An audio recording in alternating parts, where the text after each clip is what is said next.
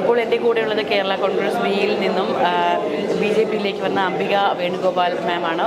നമസ്കാരം. ഇപ്പോൾ ശരിക്കും കേരള കോൺഗ്രസ് ബിയിൽ നിന്നും അല്ലെങ്കിൽ കോൺഗ്രസിൽ നിന്നും BJPയിലേക്ക് വരുമ്പോൾ എന്താ മനസ്സിൽ? സന്തോഷമുള്ളതുകൊണ്ടല്ലേ വന്നേ. തീർച്ചയായിട്ടും. എന്തായിരുന്നു അതൃപ്തിക്ക് കാരണം?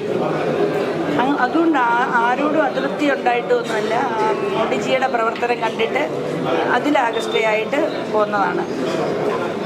ഓക്കെ. അപ്പോൾ നമുക്ക് ഏതായാലും നമ്മളുടെ ഈ ഒരു BJP എന്ന് പറയുന്ന ഒരു വലിയ പ്രസ്ഥാനം സ്ത്രീകൾക്ക് അനുകൂലമായ രീതിയിൽ എന്തെങ്കിലും നടപ്പിലാക്കും എന്നുള്ള വലിയ പ്രതീക്ഷ തന്നെയാണ്. തീർച്ചയായിട്ടും. അപ്പോൾ എന്താണ് നിലവിൽ ഈ ഒരു പാർട്ടിയോടുള്ള ഇത്രത്തോളം ഉള്ളൊരു അറ്റാച്ച്മെൻറ്റ് ഉണ്ടാകാനുള്ള ഒരു ഒരുപാട് കാര്യങ്ങൾ മോഡിജി നമുക്ക് വേണ്ടി ചെയ്യുന്നുണ്ട്.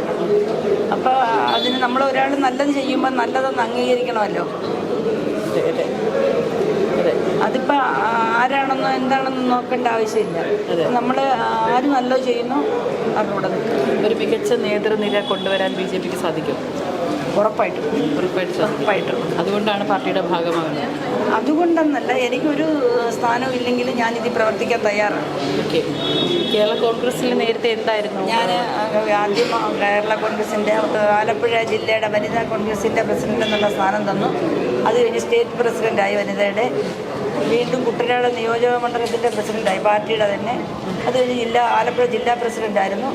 അത് കഴിഞ്ഞ് ഇപ്പം സംസ്ഥാന സെക്രട്ടറിയായി. നിലവിൽ നമ്മുടെ രാഷ്ട്രീയ സാഹചര്യം BJPക്ക് അനുകൂലമാണോ? ആണെന്നാണ് എനിക്ക് തോന്നുന്നത്. അതെ. ഒരു വലിയ ഭാഗം ആളുകൾ അല്ലെങ്കിൽ ഒരു വലിയ വിഭാഗം ആളുകളും അല്ലെങ്കിൽ യുവാക്കൾ ഉൾപ്പെടെയുള്ളവരിപ്പോൾ മറ്റു പാർട്ടികളിൽ നിന്നൊക്കെ മാറി BJPയിലേക്ക് ഒഴുകുകയാണ് അല്ലേ? എല്ലാവരും വരട്ടെ.